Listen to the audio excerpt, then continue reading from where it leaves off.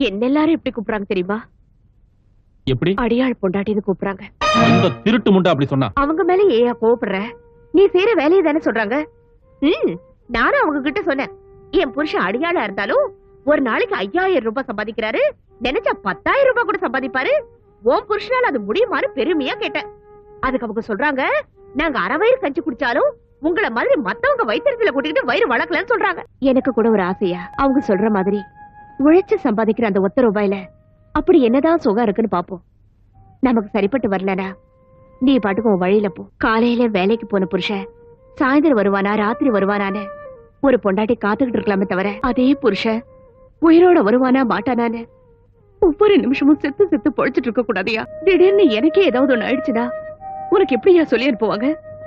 அந்த நேரத்துல நீ எந்த ஊர்ல இருப்ப, எந்த ஜெயில இருப்பன்னு யாருக்கு தெரியும்?